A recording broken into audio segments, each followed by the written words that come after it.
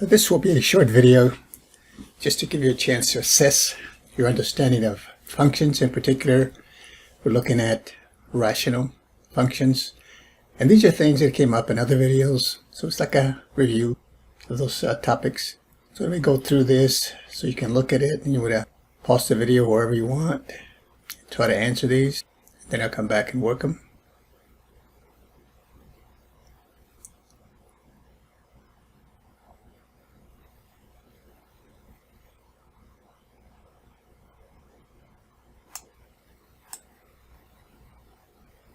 So in the first one, we want the intercepts. The intercepts of the graph of y equal x minus 1 over x squared minus 4 are. So let's first look at the y-intercept. That's probably the easiest one to find. You simply replace the x by 0. And if you get a value, then you have a y-intercept. If you get, say, a 0 in the denominator, then there is no y-intercept. Look, in this case, if I replace the x by 0, this goes to 0, this goes to 0, I get negative 1 over negative 4, that's 1/4. Negatives cancel out. Now for the x-intercept, you replace the y by 0, and then you solve the expression on the right for x. So if I replace the y by 0, what value of x does that lead to in the right side? So y0, what is x? What value of x will generate a 0 over here on this side? Well, on the right side I have a fraction, so the only way a fraction can be 0 is if the numerator is 0. Not the denominator, the numerator. So that's 0 at 1. X equal 1, I get 1 minus 1. So the x-intercept is y0. And that would be it for that one. Now let's go to the next one. This is fill in the blank. If the numerator and denominator of a rational function have no common factors, the rational function is, we say it's reduced or in lowest terms. Short answer for that one. Okay, for the next one, true or false, the graph of a polynomial function sometimes has a hole.